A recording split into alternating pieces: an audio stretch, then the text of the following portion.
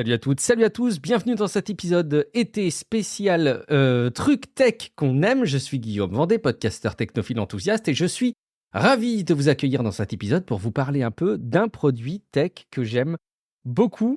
C'est le Supernote A6X2. Désolé pour ce nom un peu barbare si vous découvrez le produit. Il faut que je vous parle de ce nouvel appareil qui m'accompagne maintenant au quotidien et qui a remplacé pas mal de mes usages. Alors, qu'est-ce que c'est que le Supernote A6X2 ou le Supernote Nomade? C'est un appareil de prise de notes et de lecture avec un écran e-paper. Et donc, je vais vous faire un petit peu ma revue complète de cet appareil, et puis je vais vous dire pourquoi je l'adore. Quelques mots juste avant de rentrer dans les détails de cette espèce de test blog audio d'usage. Pour vous rappeler que Tech Café, c'est un podcast qui sort chaque semaine, qui vous donne l'actu des nouvelles technologies. Alors, durant cet été, ce sont des épisodes un petit peu plus spéciaux, un petit peu moins basés sur le rythme de l'actu tech qu'on vous propose.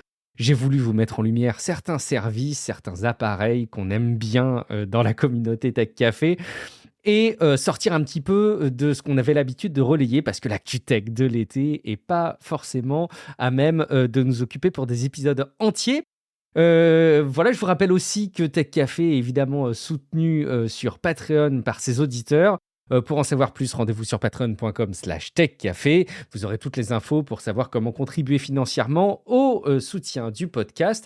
Vous bénéficierez en échange d'un flux qui vous permettra d'ajouter le podcast dans votre app de podcast favorite, qu'elle soit sur iOS, sur Android ou sur des outils en ligne. Vous aurez un flux RSS que vous pourrez rajouter où vous voulez et ça vous permettra d'écouter les épisodes sans la pub. Et puis, je vous rappelle aussi qu'il y a un serveur Discord. Le lien est dans les notes de l'épisode. Et sur ce serveur Discord, vous pouvez parler de tech, mais aussi de plein d'autres choses entre vous et avec nous. On sera évidemment ravis de vous y accueillir. D'ores et déjà, avant même que l'épisode se termine, si jamais vous aimez Tech Café, là, si jamais vous découvrez même Tech Café et que vous avez le sentiment que vous êtes accueilli dans un endroit chaleureux et qui va vous divertir, vous accompagner durant vos moments creux en journée, je vous invite à aller déposer un avis sur Apple Podcast, des étoiles sur Podcast Addict, avec un petit commentaire, et puis même sur Spotify.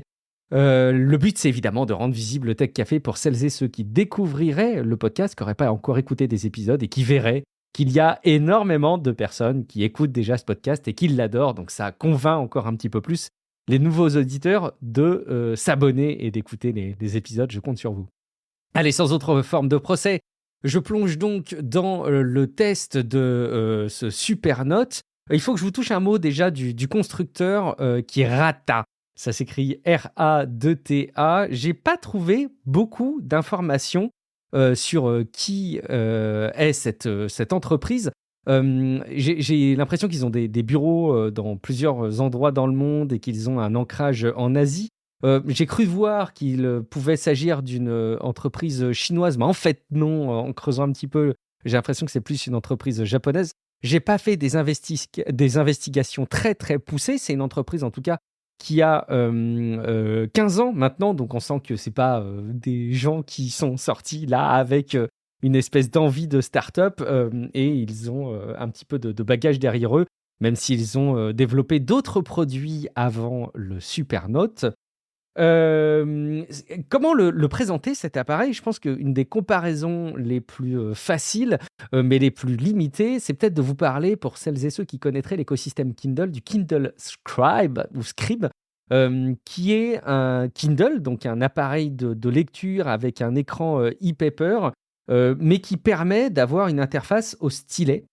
Donc le Scribe est vendu avec un stylet. Je ne sais plus s'il faut l'acheter en option ou s'il est fourni avec, mais en tout cas, il y a cette interface qui permet d'avoir ce Kindle comme un support d'écriture manuscrit. Alors, c'est assez rigolo de parler de ce genre de produit à l'heure où on a, par exemple, l'iPad ou même les tablettes Android qui sont toutes maintenant axées avec des fonctionnalités autour du stylet. Il y a aussi la Remarkable qui est une alternative dont je pourrais éventuellement parler. Et tous ces appareils se veulent être des appareils donc, qui capitalisent sur un écran noir et blanc qui a un rendu type impression papier. et donc qui offre les avantages qui vont avec, qui sont le confort de la lisibilité, une interface vraiment noir et blanc, même s'il y a des appareils dans ces gammes-là qui proposent des écrans e-paper en couleur, avec une autonomie qui va bien et une réactivité qui est évidemment hyper importante, hyper fluide. Et quelque part, tous les tests que j'ai pu voir du Kindle Scribe arrivaient un peu à la même conclusion, c'est que c'était quand même un appareil plutôt usine à gaz et relativement fermé. Et ce que j'aime beaucoup dans le Supernote que j'ai choisi, qui accompagne maintenant comme mon quotidien, comme je vous le disais, c'est tout simplement qu'il est hyper bien pensé, il est très léger et il a une philosophie d'appareil qui convient plutôt bien à mes usages. J'avais besoin effectivement de me retrouver avec un appareil qui fasse aussi carnet d'écriture manuscrit. En fait, ces derniers temps, dans mon environnement professionnel, j'ai eu besoin de me recentrer sur euh, l'immersion plus grande avec l'écriture papier. Donc, j'ai repris des carnets papier pour noter des choses tout au fil de la journée. Mais évidemment, vous me connaissez et j'ai eu le sentiment que c'était relativement limité. J'aurais pu développer une petite routine de prise de photos des carnets, mais j'ai pas voulu rentrer là-dedans et j'avais besoin de quelque chose qui soit un petit peu plus sans friction, comme on le dit. Et j'ai voulu me plonger un petit peu dans ces usages. Et donc, c'est un petit appareil qui m'accompagne au quotidien.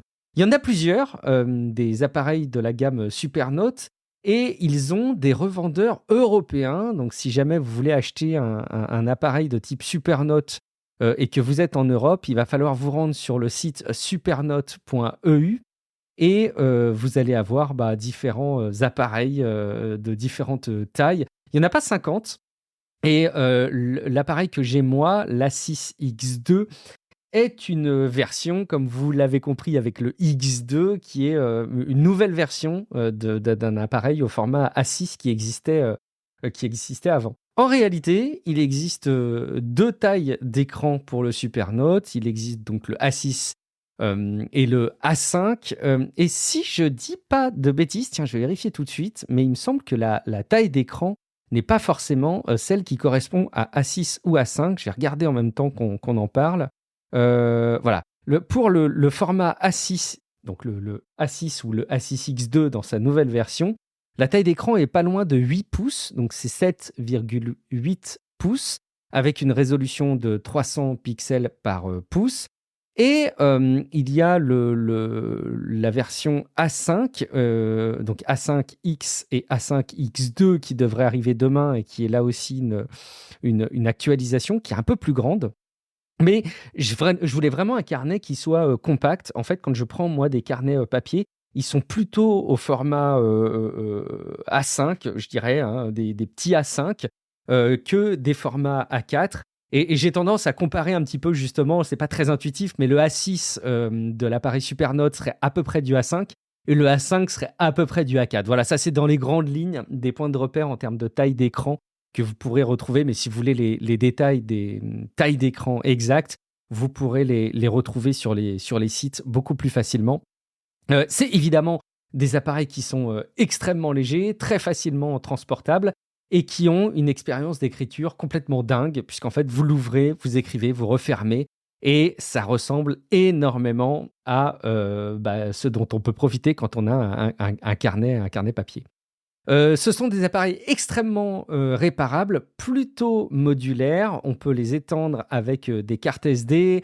On peut remplacer la batterie, évidemment.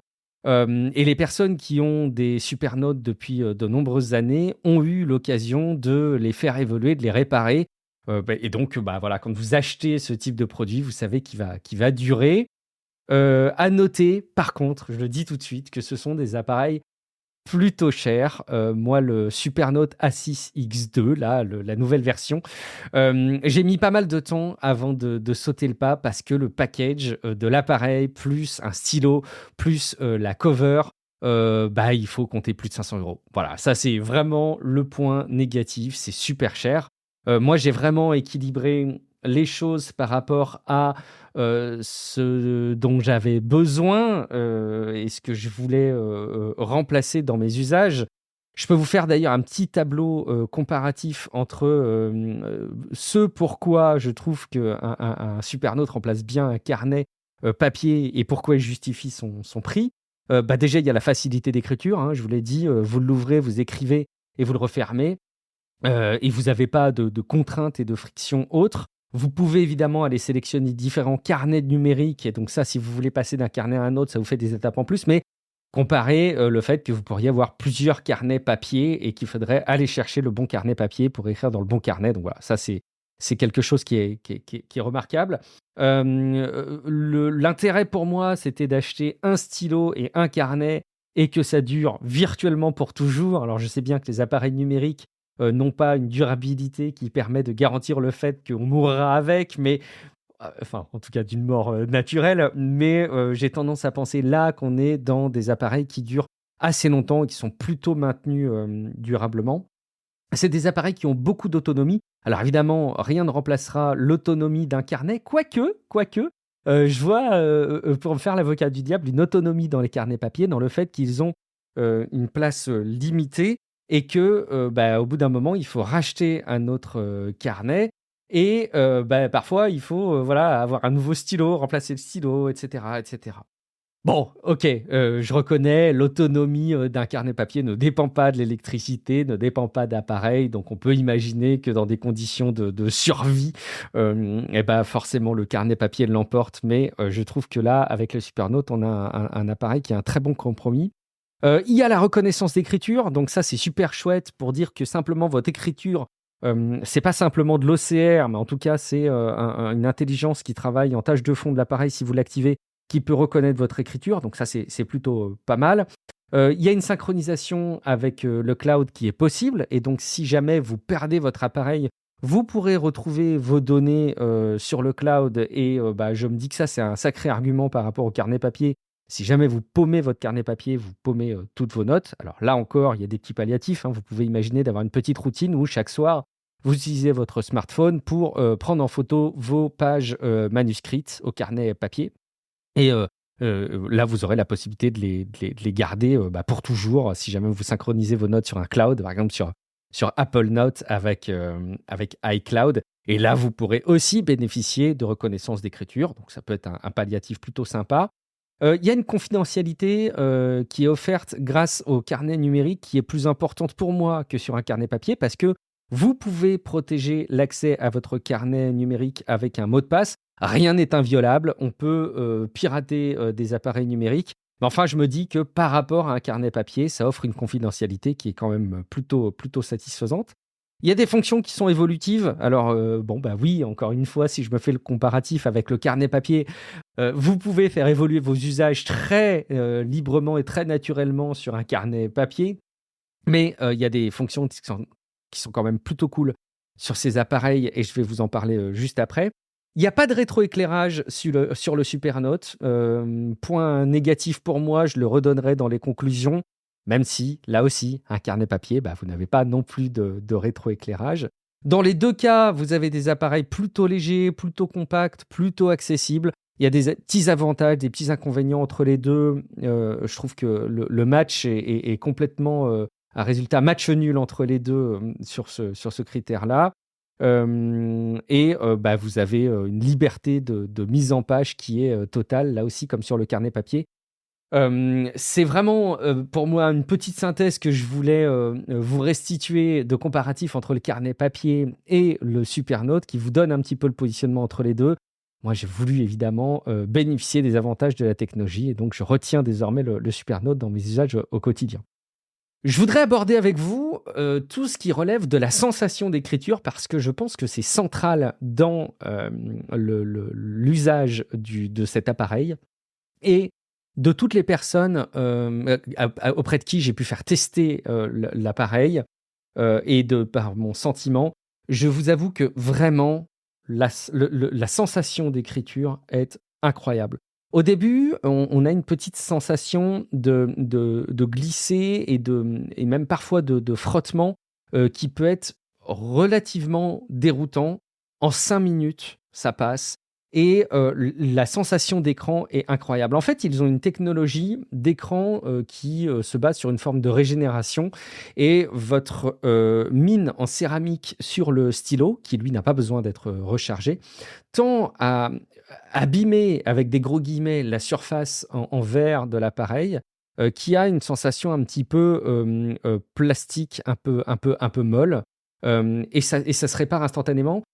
La latence de l'écriture est dingue et vraiment, vraiment, je suis bluffé par le sentiment qui est que vraiment ça donne le sentiment qu'on écrit sur du papier. Sur un bon papier de qualité avec un stylo haut de gamme. C'est hyper réactif. Si vous faites des petits traits, vous avez vraiment le sentiment que, vous utilisez un stylo neuf sur un carnet, papier classique, un stylo à billes. Vous avez évidemment, différents styles de stylos, numériques, qui peuvent interpréter votre encre, votre stylo physique. Donc dans les carnets, dans l'application, je veux dire, du Supernote, vous avez différents rendus de stylos. Mais à chaque fois, la latence est excellente, et vraiment, je mets au défi une personne qui l'utiliserait pendant les 5-10 premières minutes de voir vraiment la différence de rendu et de restitution avec une écriture, manuscrite sur un papier. Donc ça, c'est vraiment un point qui, pour moi, est central et très important, qu'on n'a pas toujours. Et par exemple, sur un iPad, la sensation d'écriture n'est pas du tout celle-ci. Moi, j'ai même du mal à écrire proprement sur un iPad avec un Apple Pencil. Il faut pour moi que j'ai un revêtement plastique qui offre un espèce de frottement pour que je retrouve mes sensations d'écriture et la petite friction qu'il y a avec un stylo sur du papier. Sinon, mon écriture est beaucoup trop délitée, beaucoup trop glissante et j'arrive pas à écrire proprement là où sur cet appareil, ça ne me pose absolument aucun souci. Alors comment ça fonctionne? Sur quels, applicatifs ça tourne? Et ben, le Supernote tourne sur, un système d'exploitation qui s'appelle Chauvet. C'est un truc qu'ils ont développé eux-mêmes, qui se base sur Android, 11, qui est extrêmement léger, très réactif et vous avez, bah, finalement plusieurs applications et un système de gestion de fichiers. Donc vous avez, voilà, la possibilité d'avoir un carnet de dessins, un stockage de vos copies d'écran, plusieurs carnets de notes. Vous avez la possibilité, d'avoir, vos mails dessus. Donc il y a une application de mail, même si je vous avoue que c'est plus une forme de dépannage, une manière un peu subtile de vous faire envoyer des contenus dessus, parce qu'honnêtement, gérer ses mails dessus, c'est pas incroyable. Il y a un clavier, numérique qui peut remplacer le stylo, mais évidemment, vous avez tout intérêt à plutôt utiliser, le carnet, le stylo plutôt, physique plutôt que le clavier numérique qui permet de dépanner, de taper des mots de passe et cetera. Mais vraiment, c'est beaucoup plus agréable, d'utiliser non pas le clavier qui est intégré, mais le stylo. Qu'est-ce que vous avez d'autre comme application? Vous avez, Digest, donc c'est une application de lecture de PDF, d'EPUB, de XPS sur lesquels vous allez pouvoir faire vos annotations, avec, un marqueur et avec, en rajoutant des petites notes, manuscrites. Donc ça, c'est plutôt cool pour de la lecture sur laquelle vous avez besoin d'interagir, pour des manuels par exemple, ou pour des éléments de relecture de documents. Vous avez, l'application Kindle qui est intégrée nativement. Donc là, bah, c'est très simple, hein, ça transforme votre Supernote en Kindle et vous retrouvez, la lecture que vous aimez tant, sur Kindle en version, lecture numérique, sur, Supernote avec, bah, la même réactivité que Kindle, que je retrouve pas d'ailleurs, hein, selon les liseuses. Mais vous avez évidemment donc la possibilité d'aller, surligner vos documents, sur Kindle, d'aller, déposer vos notes, de retrouver l'écosystème Kindle avec la traduction aussi, hein, si jamais vous avez envie de retrouver, si jamais vous y êtes déjà aguerri. Vous avez une application de To-Do qui a été rajoutée il y a de ça quelques temps, que je trouve vraiment pas incroyable. Il y a pas d'intérêt, pour moi, d'utiliser cette application de To-Do List quand vous avez déjà une application de To-Do. Maintenant, si vous n'en avez pas et que vous voulez, en chercher une qui soit plutôt légère et intégrer un appareil léger, que vous pourriez utiliser au quotidien, bah, ça peut peut-être, remplir le besoin. Vous avez une application dite Atelier, en français dans le texte s'il vous plaît, qui vous permet de faire des dessins, des schémas. Donc bon, rien de complètement incroyable, mais ça fait plutôt bien le job. et une application de calendrier qui vous permet de bénéficier de votre calendrier électronique que vous avez l'habitude d'utiliser, par exemple le calendrier Google, mais sur lequel vous pouvez rajouter vos annotations manuscrites. Donc par exemple, vous pouvez tout à fait retrouver votre calendrier en pleine page avec votre semaine, les 7 jours de la semaine. Vous avez les rendez-vous qui sont existants dans votre agenda qui remontent. Et vous avez la possibilité de rajouter à la main, de manière extrêmement libre, vos petites annotations, vos petits rendez-vous. Et je vous avoue que ça, c'est un usage qui est vraiment très cool pour moi. Il me manquait un petit peu cette intégration transparente entre un agenda numérique avec tous les avantages que ça offre et la liberté de pouvoir écrire un peu n'importe comment, un peu à la main, les différentes échéances de la semaine. Et ça, moi, c'est devenu un outil de planification de mon quotidien qui est vraiment très très chouette. Tout est tactile évidemment et réagit avec le stylo. Et puis vous avez aussi sur les dernières, je crois que c'est sur la dernière version, c'était pas forcément le cas sur les autres, 2 barres verticales qui sont au bord de l'écran, donc à droite et à gauche, et qui vous permettent d'avoir un certain nombre de raccourcis. Donc par exemple en glissant vers le bas, le menu de droite, vous avez une série de raccourcis vers des applications, vers des notes récemment ouvertes. Avec des glissements sur la barre de gauche, vous pouvez défiler votre carnet en cours. Et puis, vous avez d'autres raccourcis. Donc, par exemple, si vous laissez appuyer vos 2 doigts sur les barres sur le côté et que vous sélectionnez un contenu avec le stylo, ça va vous mettre à disposition une fonction gomme. Ou si jamais vous tapez 2 doigts dans l'écran et qu'en même temps vous sélectionnez avec votre stylo une zone, ça va vous permettre de la sélectionner, pour la déplacer, pour la copier-coller, etc. Bref, il y a plusieurs raccourcis qui sont offerts avec l'interface tactile et les interfaces avec les barres sur les côtés qui permettent d'avoir des usages qui sont hyper pratiques et hyper fins. Et ça, c'est vraiment très, très appréciable et on s'y fait vraiment très, très, très vite. Dernière chose, il y a une cover, donc, comme je vous disais, qui joue une fonction d'aimant. Alors, comme on connaît bien maintenant sur les iPads, c'est-à-dire que, ou sur les tablettes Android, c'est que voilà, quand on referme la cover, ça verrouille, ça met en veille l'appareil. Et quand on ouvre la cover, ça la réveille. Et c'est du quasiment instantané. Hein. Il y a une demi-seconde peut-être entre le moment où j'ouvre la cover, un peu moins, et le fait qu'elle se réveille pour être prête à l'usage. Vraiment un outil qui est pensé pour l'utiliser au quotidien avec beaucoup, beaucoup de réactivité. Ça, c'est pour les parties interface générale de l'appareil. Je vais continuer avec une ou deux fonctionnalités que je trouve plutôt cool. Donc, il y a, comme je vous le dis, plein de raccourcis pour effacer, sélectionner, etc. Il y a la reconnaissance d'écriture que vous pouvez activer par carnet. Je vais revenir sur une petite réserve dans mes conclusions et mes suggestions d'amélioration. Vous avez la possibilité aussi, à n'importe quel moment dans les carnets, si vous dessinez une petite étoile, que ça vous la reconnaisse comme une étoile et qui va être redessinée proprement et qui va vous permettre de retrouver dans l'ensemble de vos carnets plusieurs endroits où vous avez mis des étoiles. Moi, je m'en sers pour mes to-do list. Donc, à chaque fois que j'ai une tâche à faire, je mets une petite étoile et ça me permet de les lister de manière intelligente. Vous pouvez aussi ajouter des fonctionnalités de mots-clés. Si jamais vous voulez faire des références à des personnes, à des projets dans vos carnets, vous pouvez rajouter vos mots-clés et ça va vous aider à les trier. Vous avez des reconnaissances de titres aussi. Donc, si jamais vous identifiez des parties de votre texte comme des titres, ça va vous faire une hiérarchie de type sommaire de titres dans votre carnet. Donc là aussi, c'est hyper pratique pour s'y retrouver. Autre fonctionnalité que je voulais mettre en avant, c'est qu'il y a des modèles de pages qui sont préinstallés, mais vous avez aussi la possibilité de rajouter vos propres modèles de pages. Et d'ailleurs, il y a des bibliothèques de modèles de pages que vous trouverez facilement sur Internet et même des tutos pour les faire sur Canva, par exemple, ou sur votre application d'édition graphique préférée et qui vont pouvoir vous permettre de personnaliser votre carnet. Par exemple, moi, je me suis fait un template sur Canva de la matrice d'Eisenhower avec une petite zone en haut de titres et de dates. Et puis la répartition des 4 quadrants avec la case important et urgent, donc pour les choses qu'il faut prioriser, les choses importantes mais pas urgentes qu'il faut planifier, les choses qui ne sont pas importantes mais urgentes qu'il faut déléguer, les choses qui ne sont pas importantes et pas urgentes et donc qu'il faut supprimer. C'est un exemple, mais il y a plein d'autres modèles de pages qu'on peut imaginer.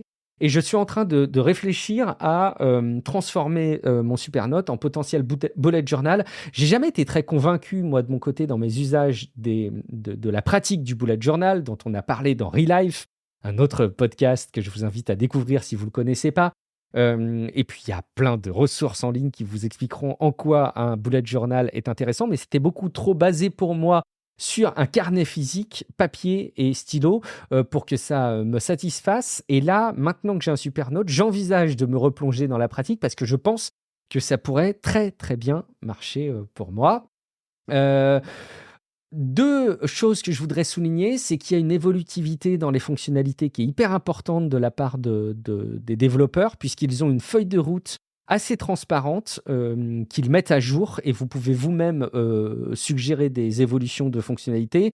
Il y a une rubrique sur Reddit qui permet aussi de dialoguer et d'interagir, mais vraiment, moi, dans mon quotidien, j'ai pas rencontré de cas d'usage qui étaient limités par un manque de fonctionnalités. Je vais vous le redire tout à l'heure, j'ai quelques micro-frustrations, mais fondamentalement, dans les grandes lignes, c'est vraiment pensé utilisateur et c'est pas un outil qui a été imposé dans ses usages pour qu'on doive respecter la manière dont ça a été pensé. C'est vraiment pensé pour que ce soit pratique à l'usage au quotidien. Autre chose que je voudrais préciser, dans les dernières versions du système d'exploitation, il y a la possibilité de sideloader, donc d'installer manuellement des applications Android, donc des APK. Et donc, pour moi, ça lève un gros frein, c'est que si jamais vous utilisez déjà une application de to-do list qui existe avec une application Android, alors par exemple, je pense à Todoist, ou des applications type Reader, bref, plein d'autres applications qui pourraient exister sur les magasins Android et qui pourraient être compatibles avec des écrans noirs et blancs. Eh ben, vous pouvez les installer. Alors, j'ai testé plusieurs choses. Je trouve ça plutôt cool. En fait, au global, au final, moi, j'ai pas vraiment d'usage qui pourrait m'être totalement satisfait. Il y a peut-être Reader, qui est une application que j'utilise de plus en plus pour lire mes flux RSS et les articles que j'ai testés.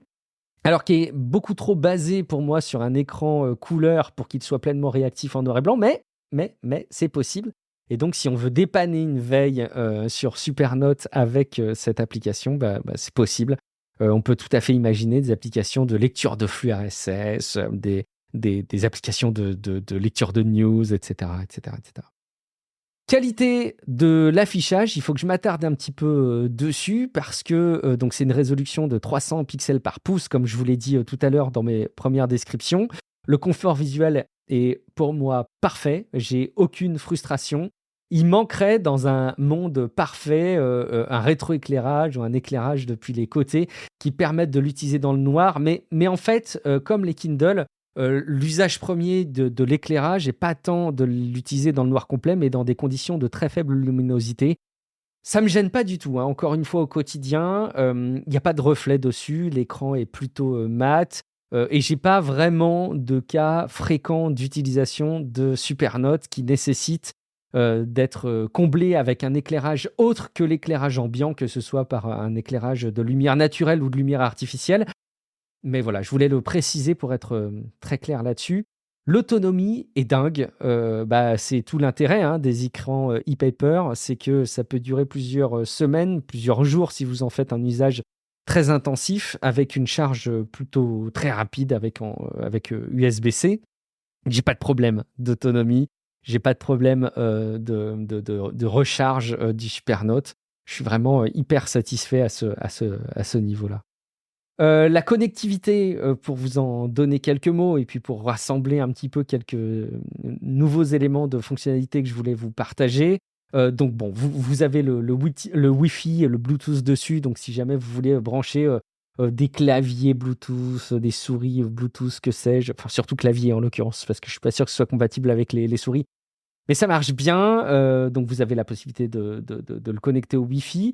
Vous avez une fonction de synchro, soit automatique, soit manuelle, copie d'écran, recherche, des réglages, et vous pouvez aussi projeter l'écran sans fil. Il vous suffit de saisir une URL sur le même réseau Wi-Fi. Là, par exemple, vous voyez, je fais le partage et il suffit de dire dans un navigateur que vous voulez aller, je vais le faire en même temps que je vous le dis, à l'adresse IP 10.0.0.42.80.80, hop, voilà, et vous arrivez sur une interface qui projette l'écran et la réactivité est incroyable. Voilà, si vous voulez diffuser à l'écran ce que vous avez dans votre Supernote, c'est absolument possible. Moi, j'entreaperçois la possibilité de faire même des présentations dessus où vous pouvez écrire en live et montrer à l'écran des choses que vous avez sur votre Supernote en noir et blanc, que ce soit sous la forme de schémas, de dessins ou d'écriture. Bah, ça marche diablement bien.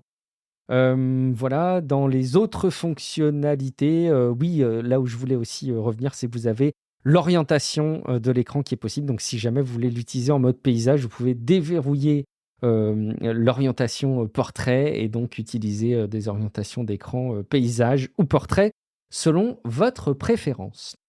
Toujours dans la rubrique de la connectivité, il faut aussi que je vous touche un mot de l'application Compagnon que vous avez sur mobile. Donc là, par exemple, moi, je l'ai sur iOS. C'est une application qui fait le job, qui vous permet de retrouver vos carnets, vos to-do si vous utilisez les to-do. Mais vous n'avez pas la possibilité, sauf erreur de ma part, de synchroniser les to-do avec, par exemple, l'application Rappel sur iOS. Un peu dommage. Il faudra peut-être évoluer là-dessus. Peut-être d'ailleurs, il faudra que je finisse de creuser ce sujet. Je voudrais être sûr que je ne dis pas de bêtises, mais il me semble vraiment que c'est pas possible. Et en tout cas, vous pouvez surtout retrouver toutes les notes manuscrites et ça peut aider évidemment beaucoup de retrouver toutes les notes que vous avez pu saisir sur Supernote, sur l'application. J'ai aucun doute que c'est une application qui va continuer d'évoluer et qui fait un peu le strict minimum pour l'instant. Elle fait pas tout ce qu'on aimerait que cette application puisse faire, ça pourra sans doute évoluer. Alors, je rouvre mon petit carnet avis Supernote que j'avais rédigé pour finir ce test parce que j'ai des suggestions de trucs à améliorer. Et d'ailleurs, je vais vous parler aussi alors, par exemple, tiens, premier sujet que j'avais noté comme truc à améliorer dans Supernote, c'était la reconnaissance à deux doigts, là, dont je vous parlais avec des raccourcis. Et ben en fait, ça a été géré dans une évolution du système d'exploitation que j'ai eu depuis que je me suis équipé du Supernote. Donc, vous voyez qu'il y a vraiment une évolutivité hyper concrète. Ça marchait pas toujours très bien selon les cas d'usage. Et là, maintenant, c'est corrigé. Donc, je suis très à l'aise pour le relayer. Une petite frustration de ma part, c'est qu'une fois que vous avez créé un carnet, une note disons, une note pour moi, c'est un carnet avec de très nombreuses pages. Certains diront que ça, c'est une note. Moi, j'ai tendance à faire plutôt une logique de note avec de très nombreuses pages. Mais ça va peut-être, ce que vous allez entendre va peut-être m'amener à évoluer dans ma façon de le gérer. Mais la reconnaissance de votre écriture n'est pas désactivable une fois que vous l'avez activée ou n'est pas activable a posteriori. C'est-à-dire quand vous créez la note, vous pouvez choisir d'activer la reconnaissance d'écriture, mais vous ne pouvez pas la désactiver ou l'activer en cours de route. Je trouve ça vraiment idiot. Je suis sûr là aussi que c'est quelque chose qui va évoluer. Vous ne pouvez pas non plus activer un verrouillage par code de l'accès à votre Supernote après un certain temps. Soit vous l'activez, soit vous le désactivez, mais vous ne pouvez pas dire, voilà, si tu te verrouilles après 15 minutes, par exemple, de non-utilisation, demande-moi le code. Là, c'est tout ou rien. Soit vous mettez un code numérique, un mot de passe, soit vous n'en mettez pas. Mais c'est pas possible de le faire après un temps donné. Je suis sûr que là aussi, ça va arriver. La synchro se fait forcément avec un environnement limité. Donc, vous avez la synchronisation avec le cloud de Supernote qui est limité à quelques gigas ou téras, je ne sais plus. Enfin, compte tenu de la taille qu'occupent les notes, je pense qu'il n'y a pas moyen d'imaginer être vraiment limité. C'est compatible avec OneDrive, Google Drive et Dropbox. Donc, vous pouvez synchroniser vos contenus avec ces services de cloud-là. Mais moi, ce que j'aurais adoré, par exemple, c'est d'avoir une synchro possible avec Nextcloud, donc en installant son propre serveur d'hébergement cloud type Nextcloud. J'aurais adoré que ça puisse marcher, mais c'est pas compatible. Pas possible non plus de le synchroniser avec iCloud. Dommage. J'imagine que ça pourra venir par la suite. Pas de titrage automatique. Donc là, si jamais vous saisissez en manuscrit un début de note, vous pouvez pas dire que ce que vous avez saisi en manuscrit, c'est le titre automatique de la note reconnu en caractère. Je sais que par exemple, c'est comme ça que ça marche dans Apple Note. C'est pas le cas c'est pas le cas dans Supernote. Je refais une petite parenthèse d'ailleurs pendant que je parle de titrage, de reconnaissance de caractère, etc. Quand vous projetez votre écran de Supernote dans le navigateur, comme je vous l'expliquais tout à l'heure, si vous êtes avec un navigateur qui reconnaît l'écriture manuscrite, comme par exemple Safari sur macOS, vous pouvez copier-coller votre texte, il le reconnaît, et la reconnaissance d'écriture est évidemment celle que vous connaissez. Et ça peut être vraiment très très pratique d'aller sélectionner toute une partie texte que vous avez faite pour la reconnaître en reconnaissance de caractère et la travailler après en numérique. Il n'y a pas d'interface en français. Alors ça a été une longue frustration de ma part. C'est que l'interface, l'OS, n'est disponible qu'en anglais, en chinois et en japonais. C'est a priori plutôt limité. En fait, c'est quelque chose qui m'a beaucoup frustré, mais qui n'aurait pas dû, parce qu'au final, il y a très très peu d'éléments de l'interface texte qui nécessitent d'être lus. Tout est à base d'icônes, tout est hyper compréhensible, et en vrai, le nombre de fois où vous avez de l'interface qui n'est pas écrite, c'est hyper rare et ça gêne pas plus que ça. Donc vous bloquez pas sur ce point-là. J'ai certains réseaux Wi-Fi un peu spécifiques, je l'admets, qu'ils n'arrivent pas à retrouver. Alors, réseau Wi-Fi chez moi, dans plein d'endroits, j'ai aucun problème, mais je connais un réseau Wi-Fi qui est un petit peu spécifique, qui est un peu planqué, je le reconnais, qu'ils n'arrivent pas à retrouver. Donc ça, c'est un petit peu dommage. Une petite frustration pour moi et une piste de trucs qui serait améliorée, soit sur le plan matériel, soit peut-être sur le plan logiciel pour Supernote. Voilà ce qui conclut en tout cas mon test du Supernote et ma reco de ce truc que j'adore maintenant au quotidien. Ça ne me quitte plus. Ça fait partie des premiers appareils que je prends en main le matin et que j'emmène partout avec moi. Ça me manque si je passe une journée sans. Presque plus que beaucoup d'autres de mes appareils. Je me rends compte aussi que mes notes dans mon application de prise de notes de type, en l'occurrence chez moi sur Apple Notes, commencent à être beaucoup plus propres et beaucoup plus organisées, parce que toutes les petites notes du quotidien que je peux faire en manuscrit se retrouvent sur Supernote, et j'ai de plus en plus quelque chose qui est relativement bien cloisonné et qui me permet d'avoir une liberté d'espace de travail en manuscrit avec Supernote et quelque chose de plus formaté avec les notes sur iOS. Et ça me fait vraiment beaucoup de bien. Le principe de l'écriture stylo sur un carnet numérique en l'occurrence est vraiment top. C'est un format qui en l'occurrence est très libre, mais qui permet d'avoir l'organisation du numérique, notamment avec les titres, les mots-clés, les étoiles, le fait de verrouiller des mots de passe, par des mots de passe certaines notes particulièrement confidentielles, la possibilité de mixer un agenda papier, manuscrit et un agenda numérique. Et c'est vraiment pour moi un produit, comme vous l'avez compris, que j'adore, que je ne peux que vous préconiser. Je suis bien évidemment pas du tout sponsorisé, pas du tout payé pour en parler. C'est vraiment un coup de cœur. C'est vraiment quelque chose qui, pour moi, justifie le fait qu'on puisse le présenter, le recommander aveuglément à d'autres personnes. Vous trouverez plein de tests, notamment sur YouTube, moi, qui m'ont permis vraiment de me faire une bonne idée de ce que permettait ce type d'appareil. Je suis à peu près convaincu qu'il y a plein de personnes qui écoutent Tech Café qui seront tentées. Allez jeter un coup d'œil. Vous en trouverez peut-être aussi un peu d'occasion sur des Le Bon Coin et compagnie. Moi, en fait, je n'ai pas trouvé vraiment beaucoup. Et c'est aussi un signe qui me laisse imaginer qu'une fois qu'on l'adopte, on est très convaincu et que c'est très difficile de passer à autre chose. À ce stade, donc je vous dis, moi j'ai le A6X2 qui fait donc, là je regardais les tailles, 191 mm de haut par 139 mm de large. L'A5X fait 254 mm de haut par 178 mm de large. Est-ce que demain j'aurai envie de passer à une taille plus grande? J'en suis pas sûr. Je pense que j'aime vraiment bien le fait qu'il soit très portable, mais pour l'instant, voilà, ça me remplit parfaitement mes besoins. Si vous avez des questions, les commentaires de techcafé.fr dans l'article qui accompagne la parution de cet épisode sont à votre dispo. Vous pouvez aussi, comme je vous l'ai dit tout à l'heure, réagir sur Discord dans la rubrique réaction. Je serai ravi de répondre à toutes vos questions. Et puis, vous me retrouvez individuellement sur les réseaux sociaux, Guillaume Vendée, que ce soit sur Twitter, Mastodon, Blue Sky, j'en passe et des meilleurs. Je serai ravi de répondre à vos questions.